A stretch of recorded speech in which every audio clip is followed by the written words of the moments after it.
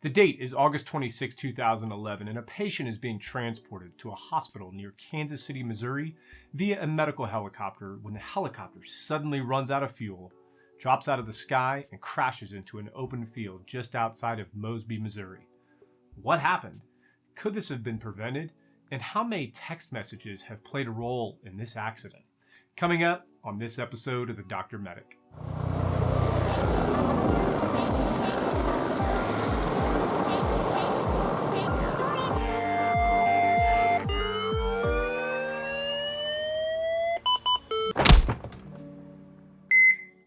I have to first start off by reiterating a sentiment from my very first video, which you can watch up above, which is that the purpose of this channel and these videos is to learn.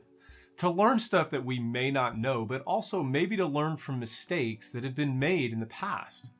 I am always going to try my best to speak from an empirical point of view with data-driven opinions.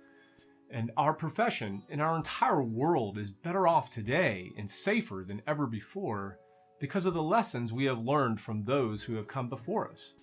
This video will talk about some mistakes, but also about the loss of life, and that has to be respected. Nothing I say is meant to point fingers or assign blame, but again, instead, to figure out what happened so we can all do better in the future. This helicopter was manufactured by Eurocopter, which has since been acquired by Airbus, and was an A-Star 350 Model B2 with a tail number of N352LN. This helicopter was only 8 years old at the time of the accident, being manufactured in 2003, and had a total of 3,655 total flight hours on it at the time of the accident.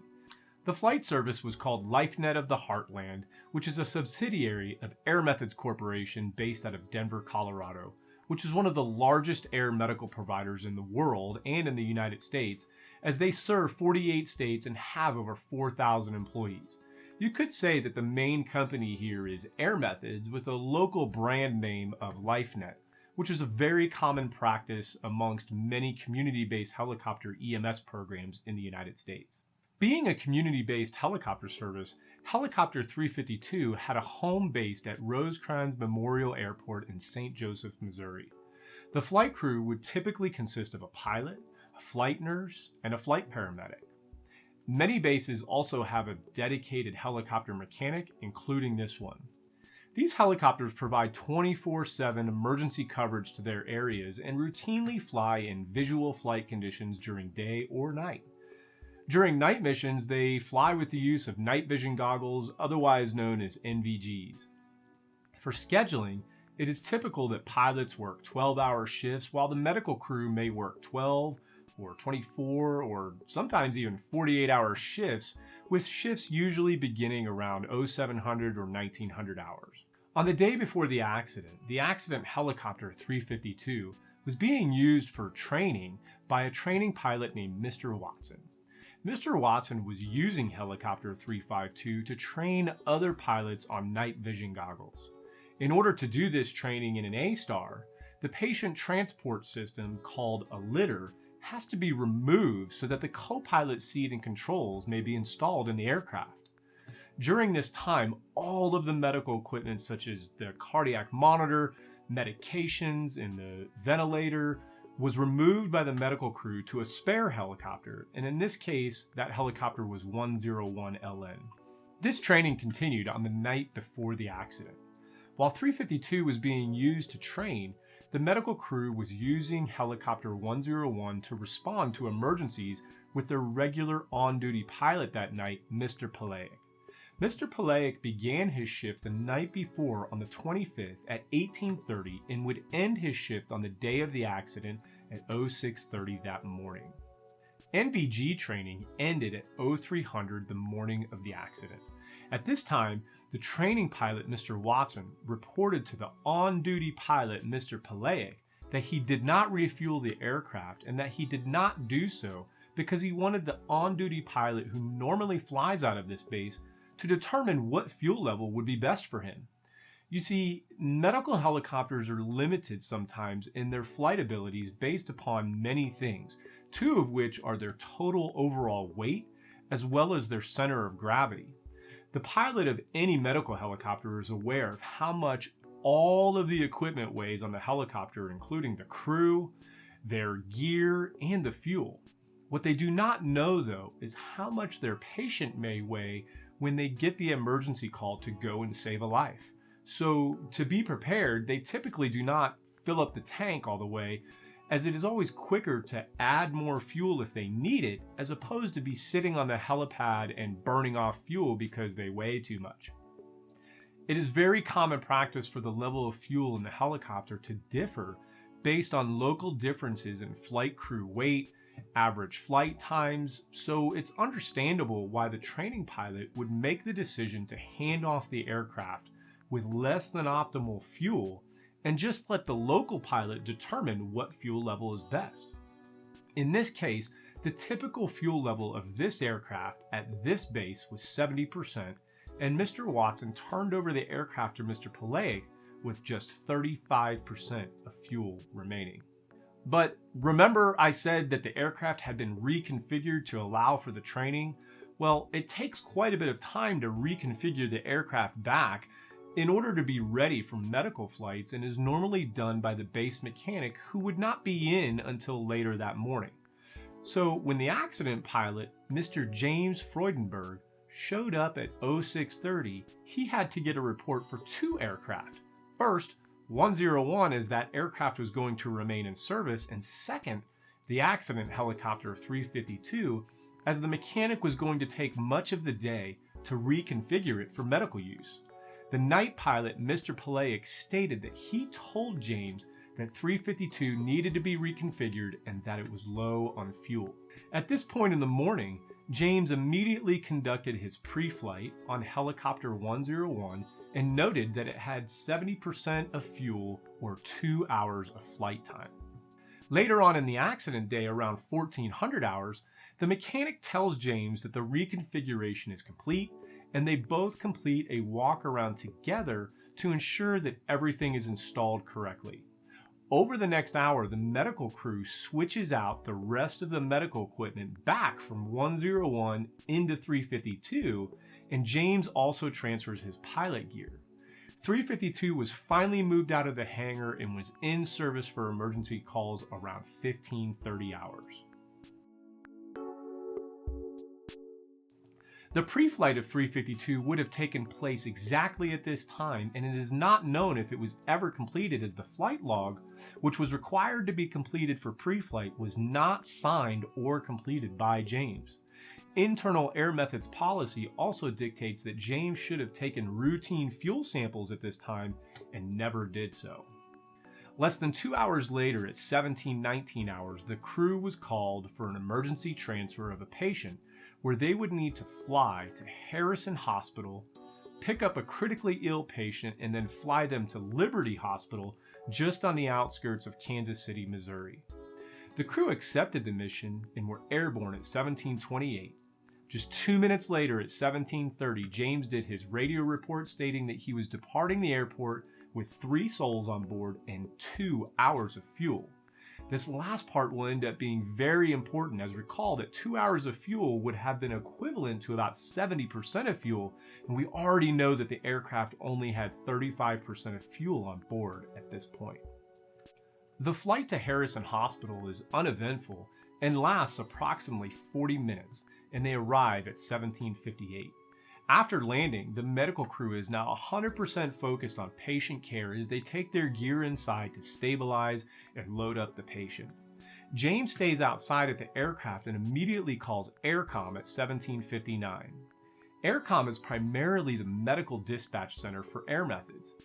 James tells Aircom that he realized about halfway through the flight that he did not have as much fuel as he originally thought, and said that he accidentally reported the fuel from the helicopter he was in earlier, 101. Aircom responds and asks James if he thinks he can make it to Liberty Hospital, but they never actually ask James how much fuel he has left on board. James responded with, "Well, that's going to be cutting it pretty close. I'm probably going to need to get fuel before that." Aircom searched along the intended flight path from Harrison Hospital to Liberty Hospital and noted that the only place that would have jet fuel available would be at Midwest National Air Center, otherwise known as GPH. To which James responded, 58 nautical miles, so it would save me about 4 nautical miles in a couple minutes. I think that's probably where I'm going to end up going. This will end up being the fateful decision for James, his crew, and the patient. The communication specialist at Aircom asked the pilot if he was going to depart for GPH for fuel and then return for the patient pickup, or if he intended to refuel with the patient on board at GPH.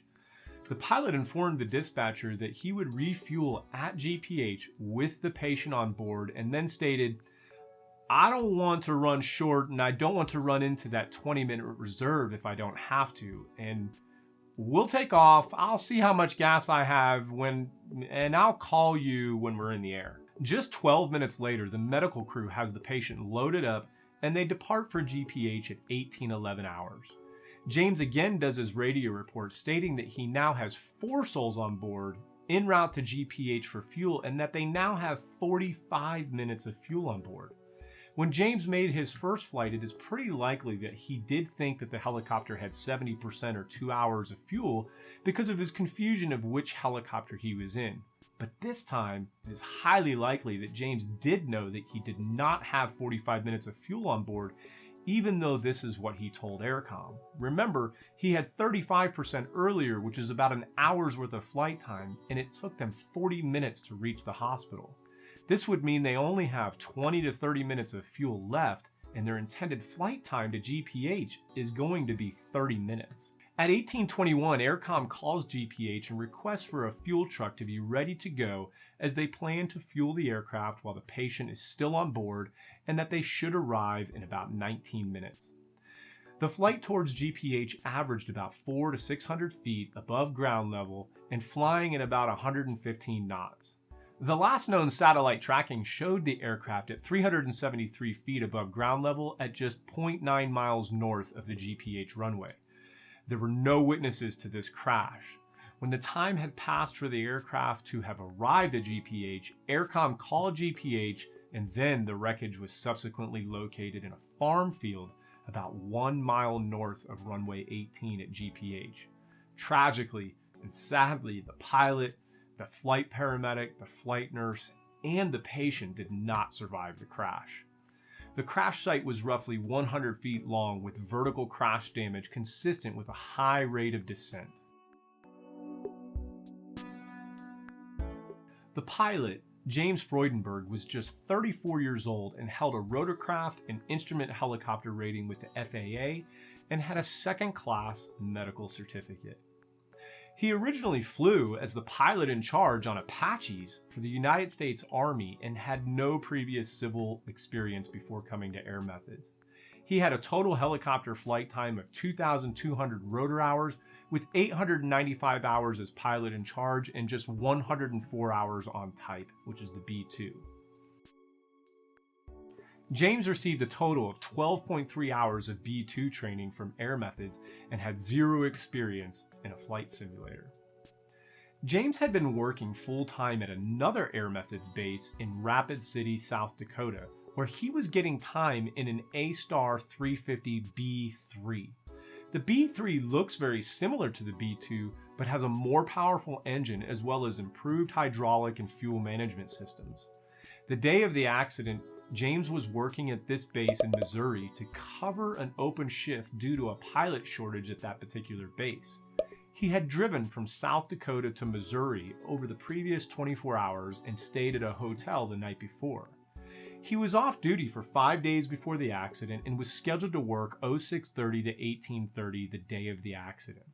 Some coworkers and friends did say that during a call with James at 0830 that morning, he stated that he did not sleep well at the hotel the night before and that he felt tired.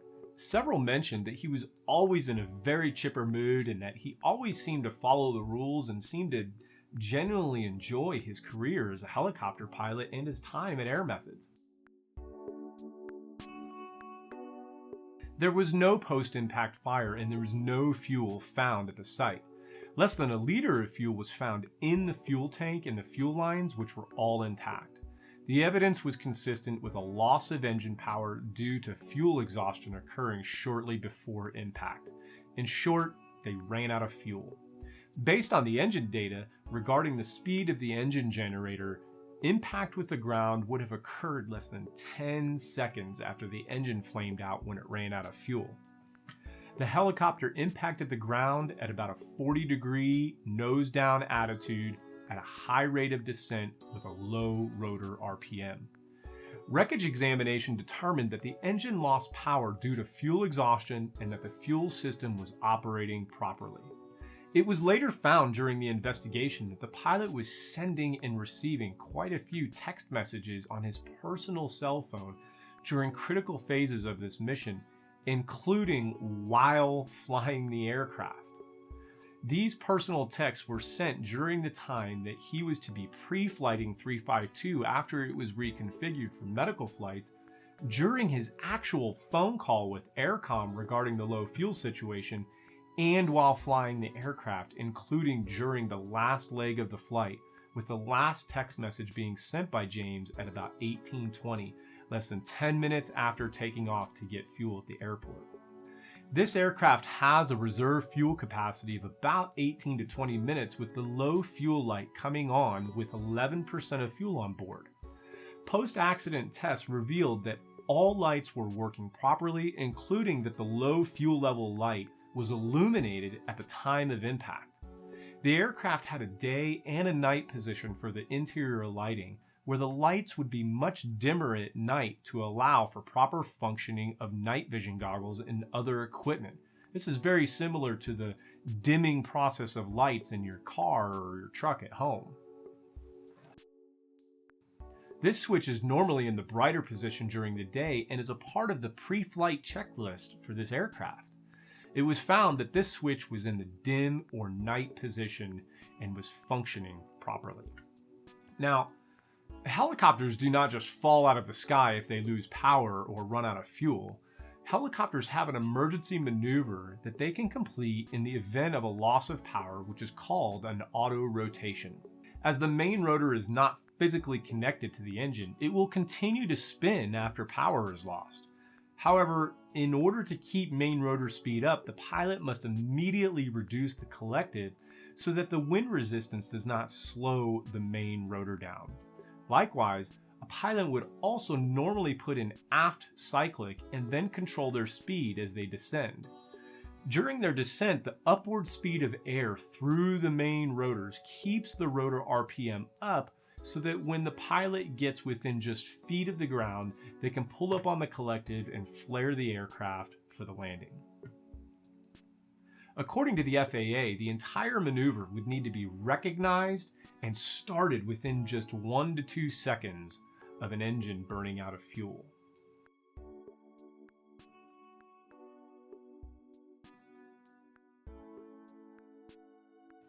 In a review of James's training, it was found that his previous check flights with instructors were done in a B2 model just like 352.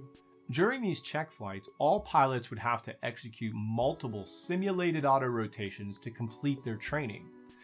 In a real emergency, if a pilot is doing an auto-rotation, there is absolutely no power to the main rotor. However, during check flights, it depends on the aircraft on how this maneuver is completed. In many modern helicopters, there might be a twist throttle that allows for the instructor pilot to reduce the power all the way down to an idle to simulate low or no power. But on the B2 model, it's not possible to appropriately reduce the throttle to idle, as the floor-mounted control lever does not have a notch or a detent for idle. It basically only has full throttle and stop. Also, in this aircraft at Airmethods, the pilots were not auto-rotating all the way to the ground and instead would practice auto-rotations to a hover over the ground at about 3 to 5 feet.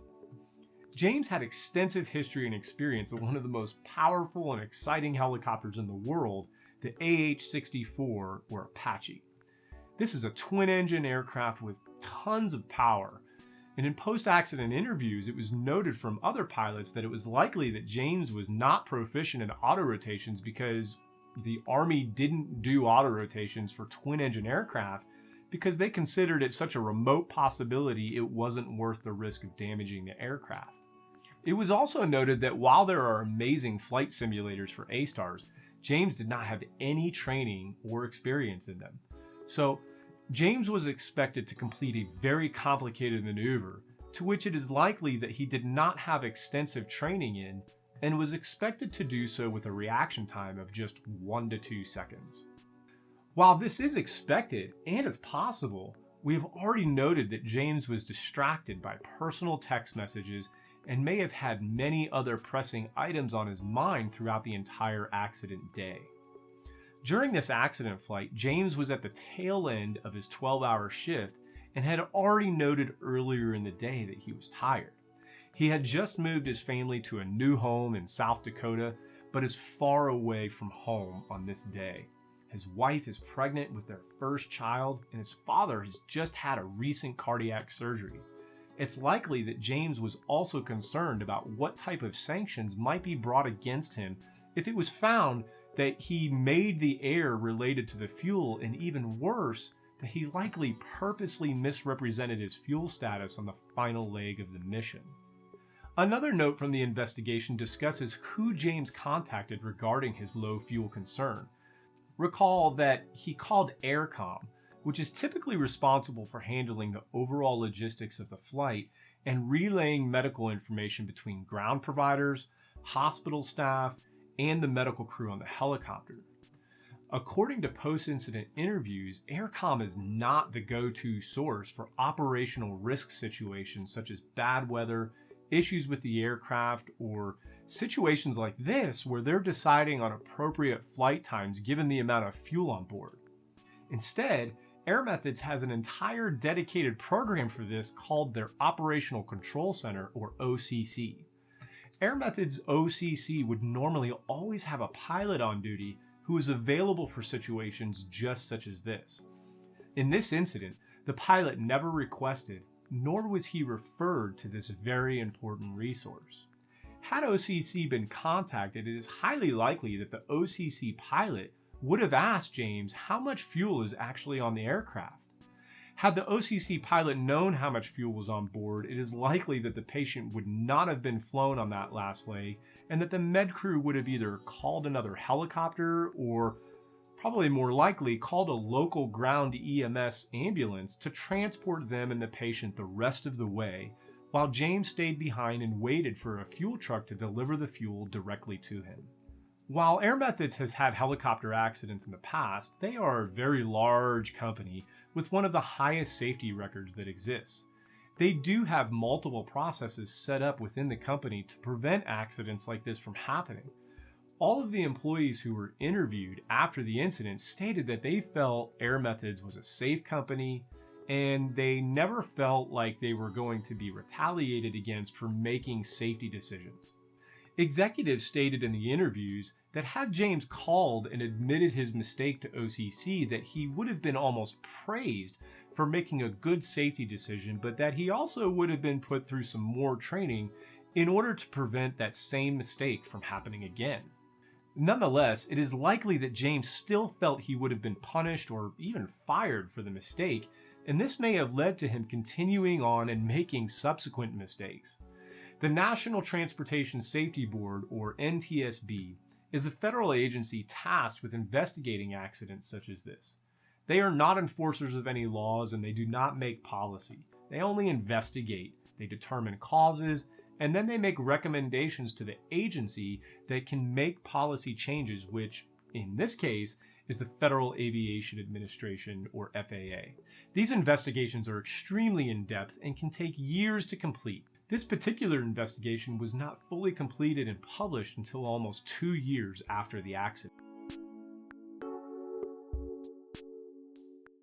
In this accident, the NTSB determined that the probable causes of this accident were the pilot's failure to confirm that the helicopter had adequate fuel on board to complete the mission before making the first departure, his improper decision to continue the mission and make a second departure after he became aware of a critically low fuel level, and his failure to successfully enter an auto rotation when the engine lost power due to fuel exhaustion. Contributing to the accident were the pilot's distracted attention due to personal texting during safety-critical ground and flight operations, his degraded performance due to being fatigued, and the flight operator's lack of a policy requiring that OCC specialists be notified of abnormal fuel situations, and finally, the lack of practice representative of an actual engine failure at cruise airspeed in the pilot's auto-rotation training in the accident make and model helicopter. Now, remember earlier when I mentioned that switch that dims the interior lights? After reading the reports, I believe that this switch may have played a bigger role than what the report seems to mention. The NTSB did note that while this switch was found in the dim setting, that it was impossible to tell whether or not this was switched to dim during the previous NVG flight the night before, whether James did it in flight, or whether this occurred during impact of a crash. This is probably why the NTSB could not officially note this as part of the cause of the accident. While I certainly cannot prove this, it seems likely that since we know that James did not pre-flight the aircraft 352 and never noticed the fuel was at 35%, that he never did the pre-flight checklist item that ensures this switch is in the daytime position. Why do I think this? Well, because based on the interviews about James, I do not think that he would continue to fly the aircraft or even take off if he saw that the low fuel level light was on. Likewise, the med crew in the back also could have seen the light come on, as it is not normal for any lights to come on in this area of the instrument panel, let alone the fuel gauge. I think that James was assuming he had at least another 18 to 20 minutes of fuel on board because he believed this light was probably not on, when in reality he may have not seen it because it was still in a dim or night position. This also could have been a factor as to why the auto-rotation was not performed successfully. In the NTSB interviews, it was noted that if James thought he was getting close to running out of fuel, that he would have been mentally preparing to perform an auto-rotation. But if he didn't even think the light was on, then it is very likely that he was not getting prepared at all to complete an auto-rotation. The NTSB made recommendations to both the FAA and to Airmethods. To the FAA, they recommended to prohibit the use of personal electronic devices, or PEDs, in other words, cell phones, to require training on the importance of the distractions that these PEDs can cause, to better inform all helicopter pilots of the importance of simultaneous down collective and aft cyclic, and to require flight recorders, as this helicopter did not have one and was not required to. They also recommended to Airmethods to expand their policy on PEDs and to require pilots to consult with OCC when confronted with an operational risk situation such as this instead of AirCom.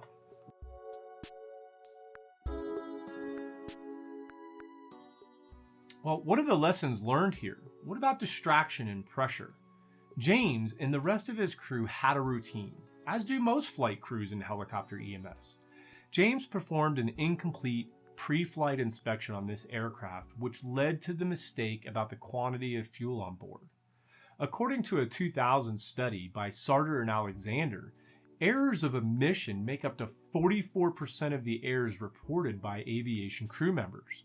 Such errors typically result from lapses of attention stemming from the interruption of a task by someone else in the cockpit and the subsequent forgetting of the overlooked action. Such findings have been used to justify the need for sterile cockpit requirements when an aircraft is being operated. Further, they suggest that interruptions could also play a role in lapses of attention that occur when safety-critical activities are performed at other times, such as during pre-flight preparation or pre-departure checks. James was interrupted many times throughout this process. It was an interruption to switch the aircraft, and then even more interruptions when he sent and received personal text messages.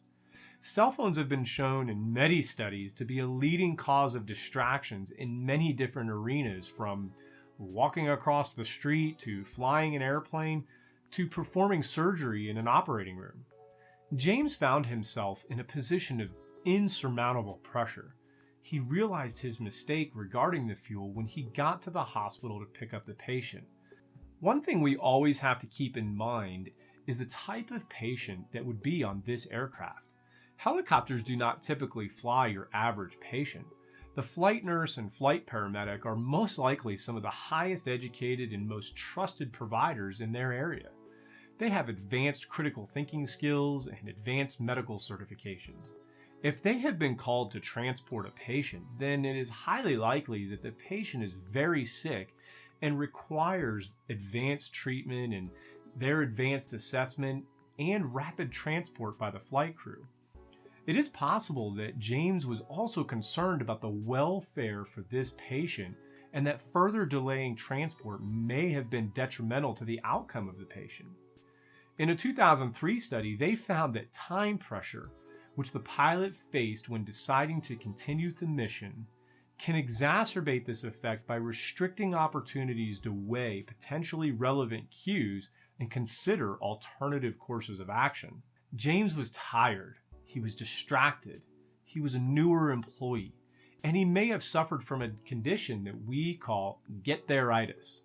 Get-there-itis is a real thing and is even cited in the FAA's Risk Management Handbook as personal or external pressure that clouds the vision and impairs judgment by causing a fixation on the original goal or destination, combined with a total disregard for alternative courses of action. In other words, tunnel vision. In a 2001 paper by Orosanu, they call this type of error a planned continuation error and have concluded multiple times that get-there-itis is far more likely to occur at the end of a flight, in this case at the end of a shift. The NTSB has previously addressed the need for helicopter EMS pilots to receive scenario-based simulator training. Performing an auto-rotation is a stressful maneuver, especially with a crew on board as well as a sick patient. The FAA recommends a 1-second reaction time in order to be able to recognize the situation and then be able to react in time before it's too late. The term practice makes perfect could not be more applicable than here. Muscle memory is everything when it comes to performing under stress, and contrary to popular belief, no one ever rises to the occasion when they're under pressure. Instead, we all fall to our lowest level of training and practice. In order to perform proficiently under pressure, pilots must be able to have that muscle memory. In this incident, due to the inability to fully simulate a loss of power during check rides, James may have not had the muscle memory necessary to perform that maneuver with so little time to react, especially if he was already distracted and stressed. Research has shown that a lack of situational awareness may have played a role as well. To be situationally aware, one must not only recognize an event, but they also must be able to interpret what that event means and then also be able to accurately predict how that event may unfold in the future. In this case, James did end up recognizing that he was low on fuel at one point, and he certainly predicted that he would need to get fuel before getting to the final destination with the patient. But, possibly due to being stressed and fearing the consequences of his previous mistakes, James may have got tunnel vision, which caused a failure to predict that he would actually not have enough fuel to get to his destination, and also that he most likely would not have received the punitive actions that he may have thought he would receive if he called another pilot and asked for their advice. It is my sincerest hope that when you watch this video, that you walk away with at least one lesson learned. It is because of the mistakes made in this accident that other flight crew members will be able to adjust their decision-making skills, understand the distractions that can come from cell phones, and practice their high acuity but low frequency skills more often. If you felt that this was a beneficial video, please don't forget to like and subscribe. I'm always curious to hear stories that you may have experienced, such as this one. Feel free to send me an email or leave a comment below. I have nothing but love for all of you. Cheers to you all, and I do hope that you have a beautiful rest of your day.